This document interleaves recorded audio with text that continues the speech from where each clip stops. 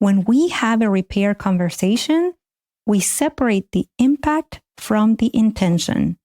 A repair conversation is not about your intention. A repair conversation is about the negative impact your actions or words had on another person. I don't like to argue, so I say nothing and fume for days. How do I set boundaries without sounding like a jerk? I hate the idea that I might accidentally offend somebody, so sometimes I'd just rather say nothing at all.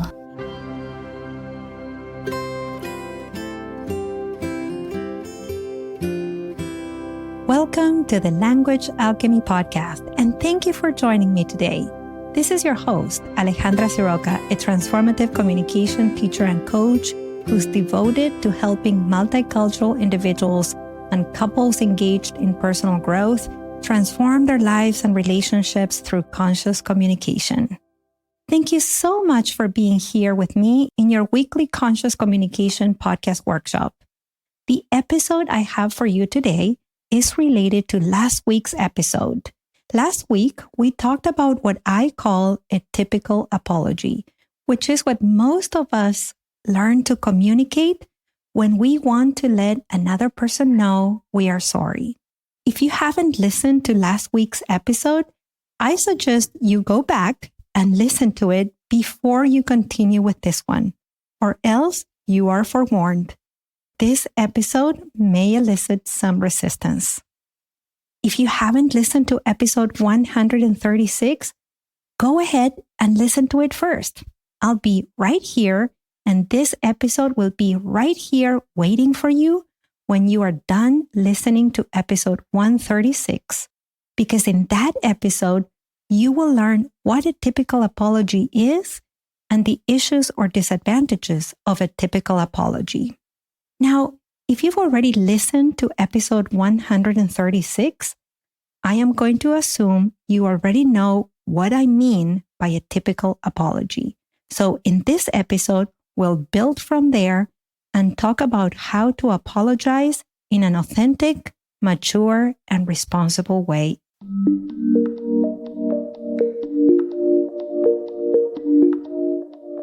Let's start by acknowledging that the outcome of a typical apology tends to be negative.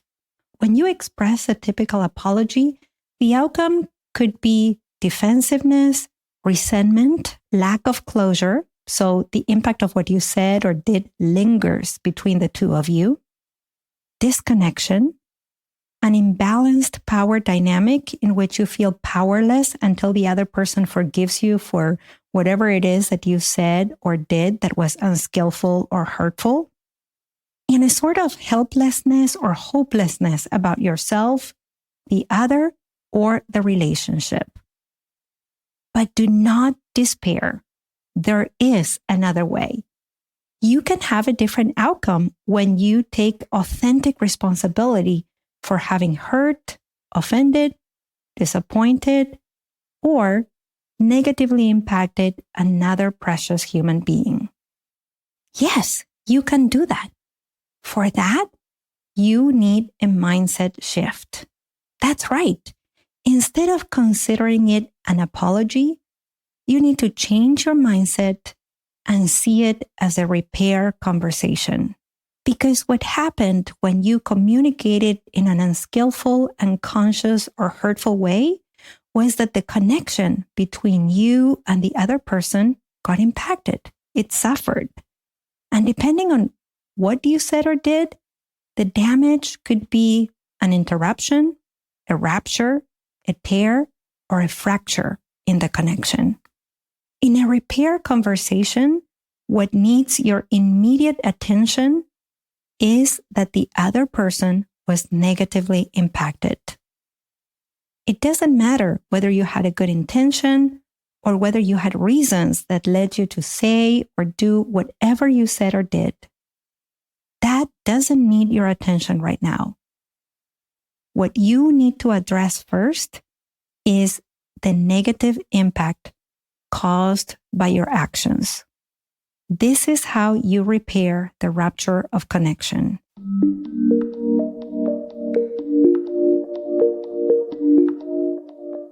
me give you an example. Say you were snappy and impatient with a coworker.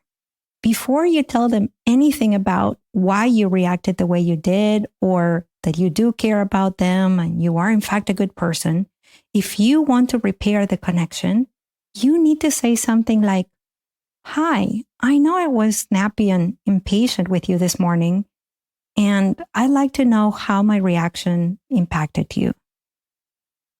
Saying something like this when we approach the repair conversation communicates that we are taking responsibility for our actions. We are conscious that what we said or did was impactful. We know the impact was negative. So the first thing is to create a safe space for the other person to tell us about the impact of what we said or did. We create this kind of safe space by taking responsibility for the impact of our communication.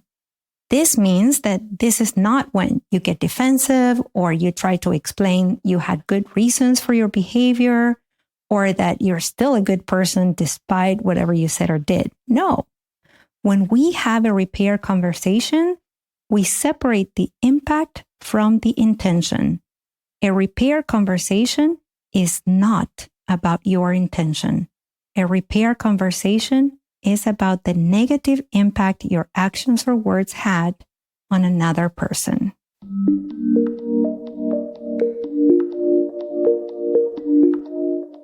During this part of the repair conversation, as the other person is telling you about the impact of your words or behavior, you need to listen and respond with empathy. If you would like some resources on how to listen or how to respond with empathy, I recorded several podcast episodes about these topics. There are 4 episodes that come to mind that you can check out here.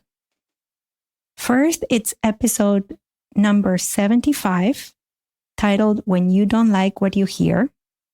You can check out episode 108, called "Navigating Disagreements, the Path of Meaningful Connection." Then you can check out episode 109, called "Empathy versus Sympathy."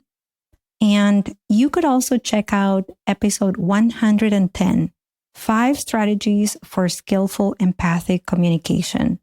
I will add the links to all those episodes in the show notes. Now, if you're not able to listen without reacting to what the other person is saying, then you are not ready to have a repair conversation.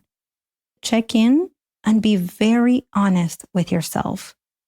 Something you can do is to ask yourself if you're really willing and open to listen to the other person tell you about how they felt hurt by your words or actions.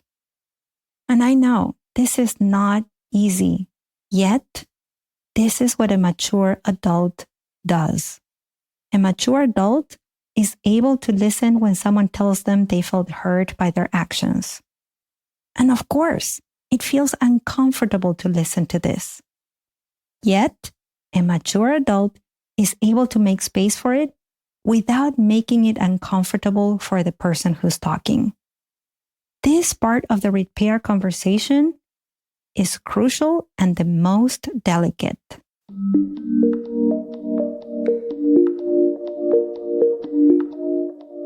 I teach my communication students and coaching clients to imagine that they did something that accidentally caused an open wound for another person.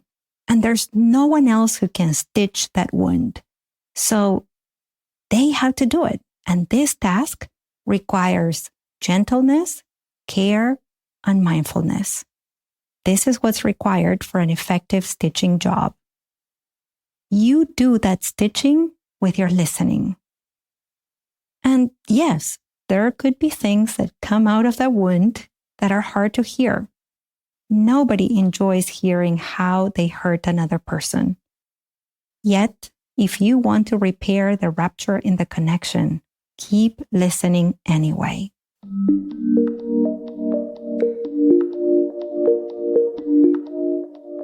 At some point, when the person who was negatively impacted by our communication feels that they've shared everything they need to share, everything they needed to share, their body language will let you know when they're done. So while you are listening, pay attention to their body language. When you notice they let out a louder or a longer exhale, like or a sigh, or that they dropped their shoulders or uncrossed their arms, or when they face you, their faces now look much softer, that's when you know that the stitching job is complete. Now, the next step is to appreciate the other person for having the courage, the vulnerability, or the trust in you to share what they did. You may say something short and simple, like, "Thank you for telling me how my words impacted you." Expressing appreciation during a repair conversation helps the other person get back to a place of connection with you. This is how they connect back to their knowing that you are a good person. You don't need to tell them. You are demonstrating it. When you are able to take these steps and have a repair conversation, we could say that the wound is repaired. And now it's time to let it heal. And how do you let it heal? Is it just a matter of time? Well, it could be for some people. However, there's something very important you need to communicate to help in the healing process. You need to express remorse. This is when you say, "I'm sorry." You say you are sorry after you heard the other person share the impact of your words and actions. You express regret, not just for your unskillful communication, but also for the negative impact your communication had.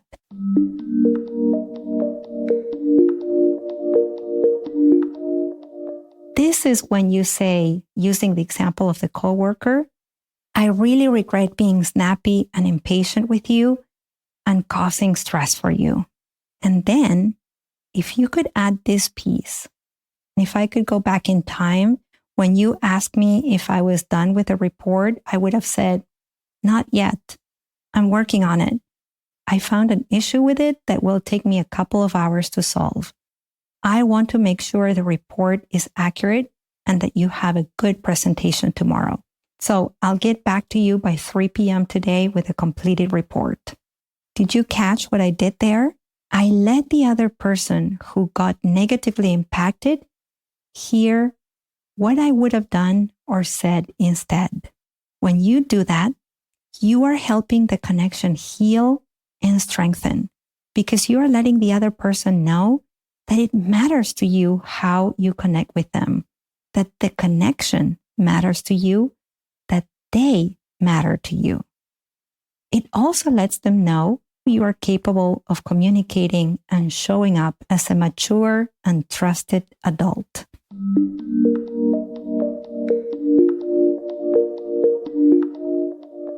Now, there's one more thing. If you would like to communicate your values, by all means, go ahead.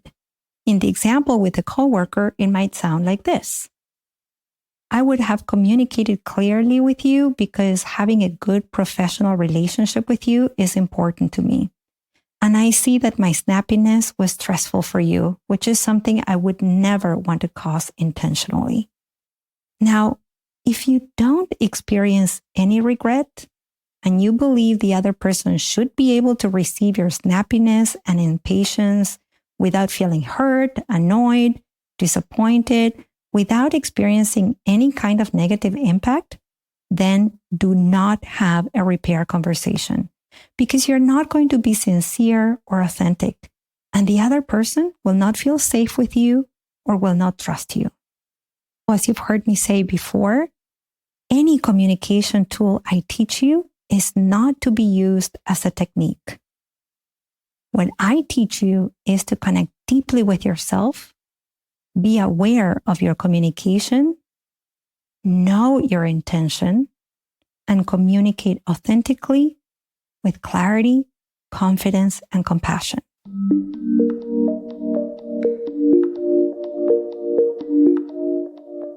And now that you've heard the steps of a repair conversation, let's put all the steps together. So I'm going to use the same example, but we're going to do a little role play. Imagine you are my coworker and I was snappy and impatient when you asked me if I was done with the report. So after I realized how unskillful I was, I come to you and I say, "Hi, I know I was snappy and impatient with you this morning, and I'd like to know how my reaction impacted you when you asked me if I had the report ready."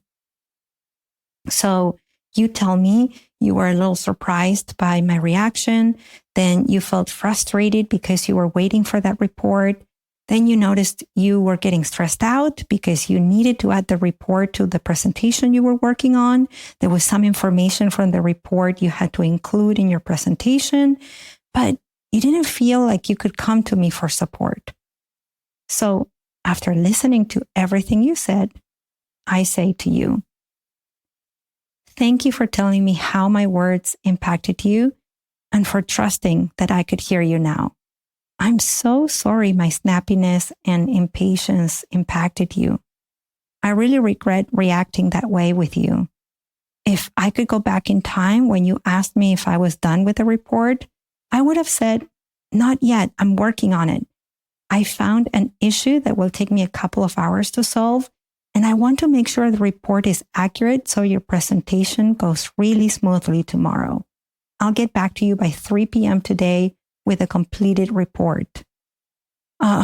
If I could go back, I would have communicated clearly with you because having a good professional relationship with you is so important to me, and I would never want to be the reason for your stress. I'm really sorry." How would it be for you if you had heard something like this from someone at work who was actually snappy or impatient with you? Most likely, you would have felt connected to that person, and you would regard that person as a mature and trusted adult. So now imagine how the people in your life will feel when you are able to have a repair conversation with them after you said or did something that negatively impacted them.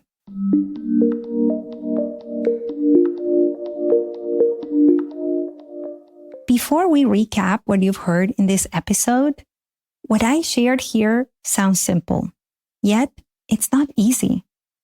It is hard to quickly be in a space for a repair conversation after we've hurt another precious human being.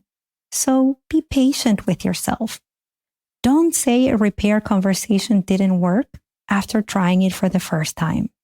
Also, if now you know you have trouble apologizing with others, and maybe you've even heard important people in your life tell you that you rarely apologize or that you rarely take responsibility for your communication, your words and actions, then do the honorable work of learning how to show up as a healthy, compassionate, and mature adult, which, by the way, I completely believe you are.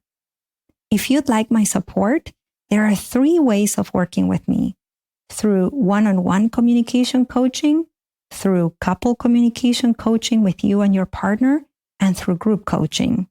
If you'd like to chat with me about which one would be most useful, email me. If you're on my mailing list, you have my email. And if you're not on my mailing list, sign up.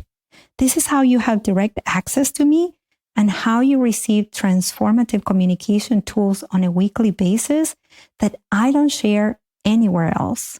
And you get them right in your inbox. To sign up to my mailing list, go to languagealchemy.com.